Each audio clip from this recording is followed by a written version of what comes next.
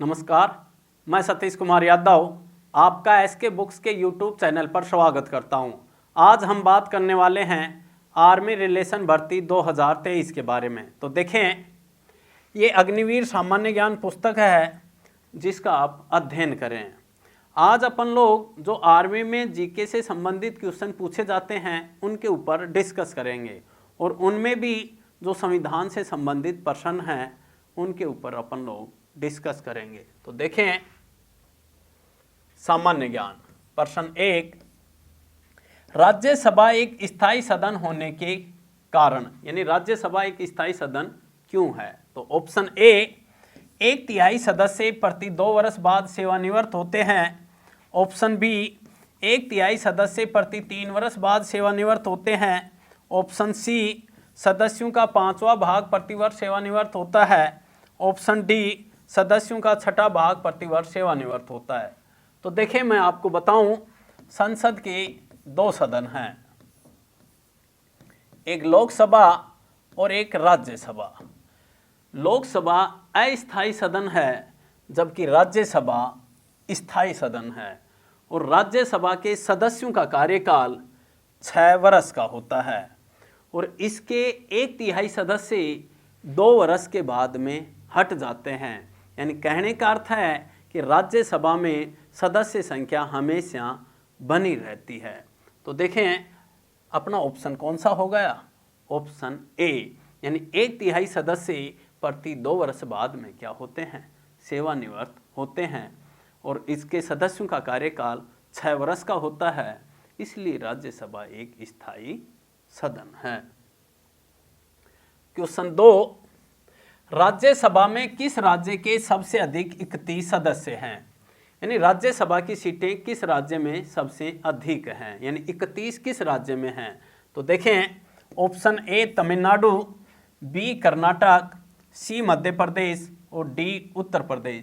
तो 31 सीटें राज्यसभा की सबसे अधिक किस राज्य की हैं जी? उत्तर प्रदेश की हैं।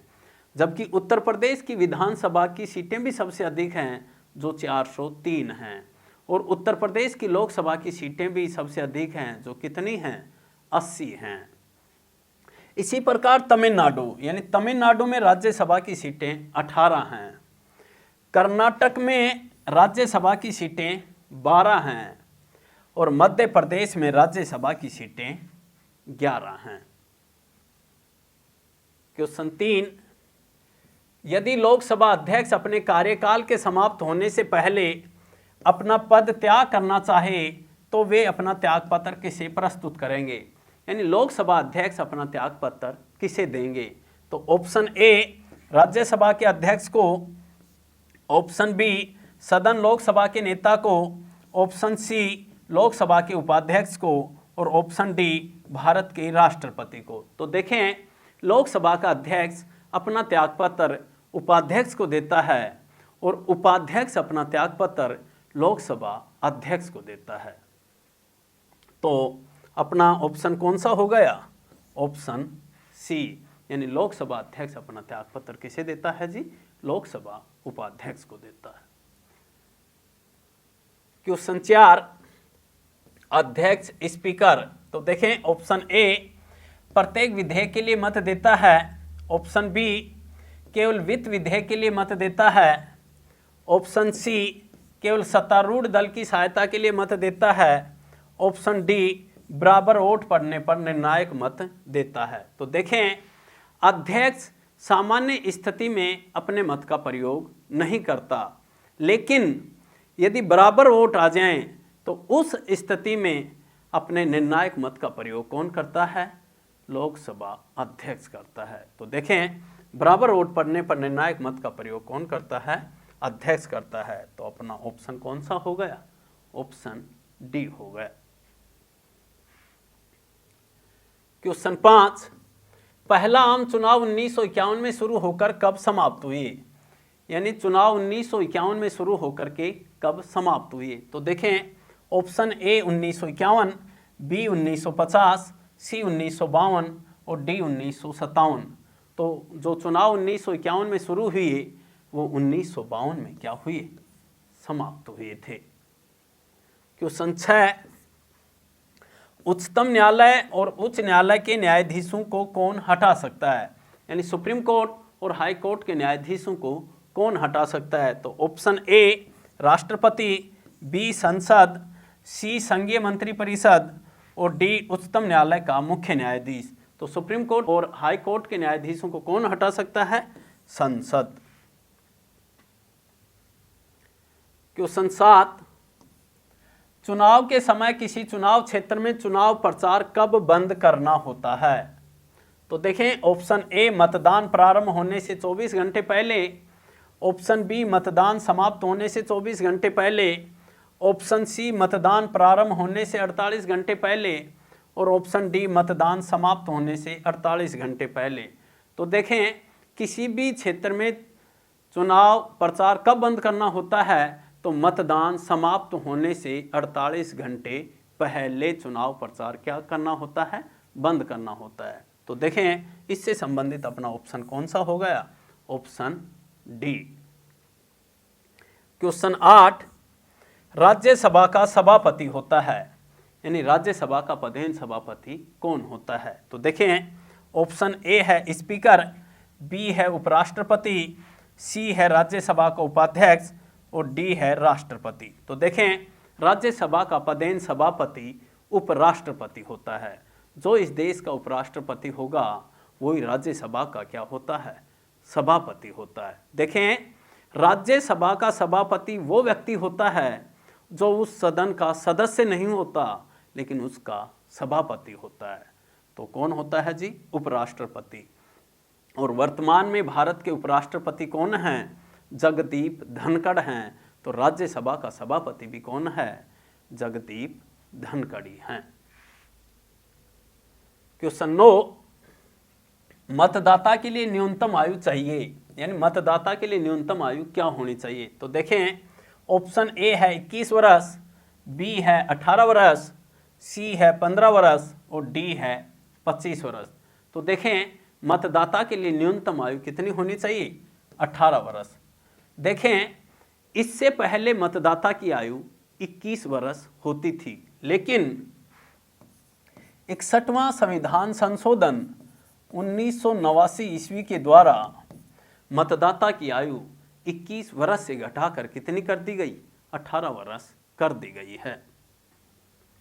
क्वेश्चन 10, राज्यसभा सदस्य निम्न में से किसके द्वारा चुने जाते हैं? यानी राज्यसभा सदस्यों का चुनाव कौन करता है? तो ऑप्शन ए विधानसभा सदस्य, ऑप्शन बी लोकसभा सदस्य, ऑप्शन सी आम मतदाता और ऑप्शन डी राज्यों के मंत्रिमंडल। तो देखें, संसद के 2 सदन हैं, एक लोकसभा और एक राज्यसभा। तो लोकसभा सदस्यों का चुनाव प्रत्यक्ष रूप से होता है, यानी लोकसभा सदस्यों को जनता चुनती है, जबकि राज्यसभा सदस्यों का चुनाव अप्रत्यक्ष होता है, यानी राज्यसभा सदस्यों को विधानसभा के सदस्य चुनते हैं। तो ये पूछा जाए कि राज्यसभा के सदस्य किसके द्वारा चुने जाते हैं? तो राज्यसभा के सदस्य विधानसभा के सदस्यों के द्वारा चुने जाते हैं, जबकि लोकसभा के सदस्य प्रत्यक्ष रूप से जनता के द्वारा चुने जाते हैं।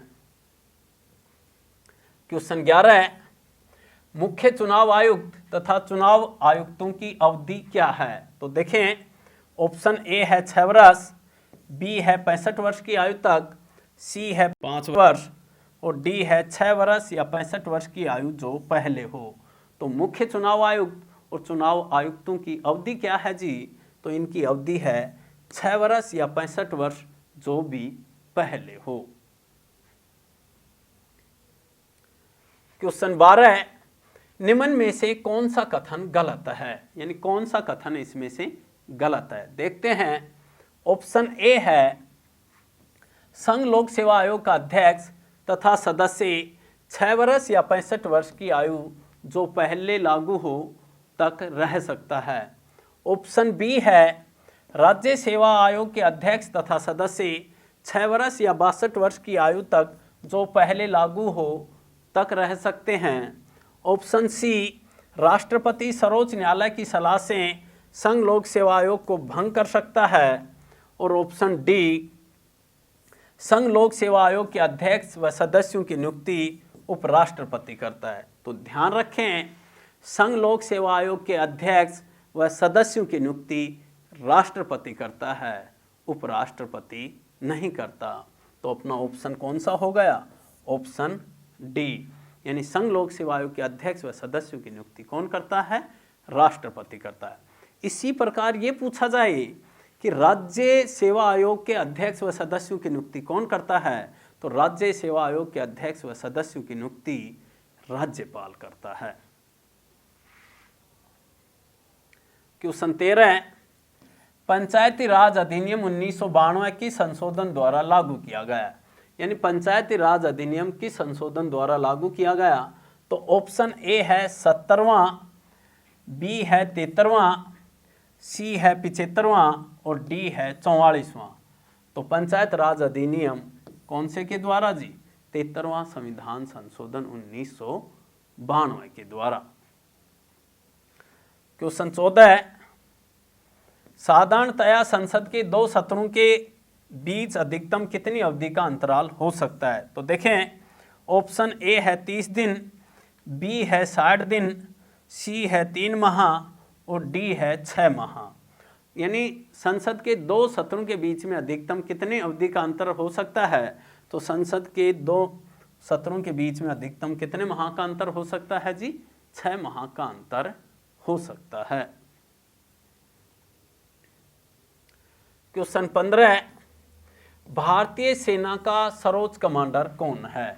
यानी भारतीय सेना का सर्वोच्च सेनापति कौन है? तो देखें, ऑप्शन ए है रक्षा मंत्री, बी है प्रधानमंत्री, सी है रक्षा सचिव और डी है इनमें से कोई नहीं। तो देखें, भारतीय सेना का सुप्रीम कमांडर कौन होता है? राष्ट्रपति होता है। भारतीय सेना का सुप्रीम कमांडर कौन होता है जी? राष्ट्रपति होता है। यानी ऑप्शन डी आएगा। तो हमने ये संविधान से संबंधित 15 प्रश्नों पर विचार किया।